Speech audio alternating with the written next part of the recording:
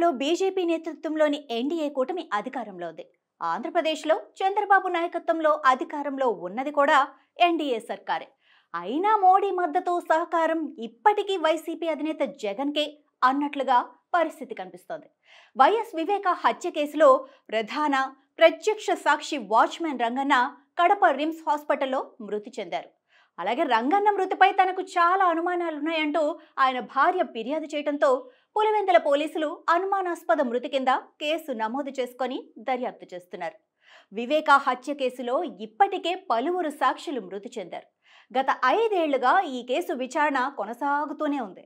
కానీ నేటికి వివేకాను ఎవరు హత్య చేశారో, ఆయన హత్య వెనుక ఎవరున్నారో సిబిఐ నిర్ధారించి కోర్టులో నిరూపించలేకపోయింది. పరిస్థితి ఇదే విధంగా కొనసాగితే బలమైన సాక్ష్యాధారాలు లేనందున ఈ కేసును కొట్టివేసినా కూడా ఆశ్చర్యపోవాల్సిన అవసరం లేదు. గతంలో అంటే జగన్ అధికారంలో ఉన్నారు కనుక కేసు దర్యాప్తు ముందుకు సాగకుండా అడుగడుగున అడ్డంకులు సృష్టించారని తెలుగుదేశం ఆరోపించింది. దానికి తగ్గట్టుగానే సిబిఐ వివేక హత్య కేసులో తీవ్ర ఆరోపణలు ఎదుర్కొంటున్న అవినాష్ రెడ్డిని కనీసం తాకలేకపోయింది. అవినాష్ రెడ్డిపై అరెస్ట్ వారెంట్ ఉన్నా అప్పటి జగన్ ప్రభుత్వం ఆయన అరెస్ట్ కాకుండా అడ్డుకోగలిగింది.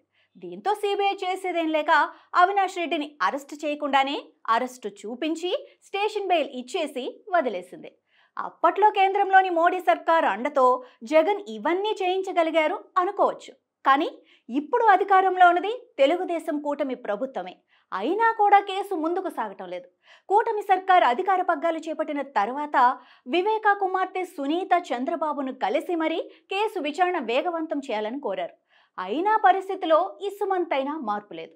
దీనిని బట్టి చూస్తుంటే కేంద్రం పెద్దల వద్ద ఇంకా జగన్ మాటే చెల్లుబాటు అవుతుందన్న అనుమానాలు వ్యక్తమవుతున్నాయి. పరిశీలకులు కూడా అదే అభిప్రాయం వ్యక్తం చేస్తున్నారు.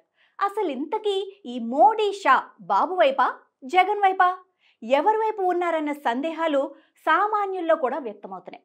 కేవలం 11 మంది ఎమ్మెల్యేలు మాత్రమే ఉండి కనీసం విపక్ష హోదా కూడా దక్కకపోయినా కూడా జగన్మోహన్ రెడ్డి కేంద్రం వద్ద తన పలుకుబడి ఉపయోగించి వివేక హత్య కేసు విషయంలో సిబిఐ దూకుడుగా వ్యవహరించకుండా నిలవరించగలుగుతున్నారు.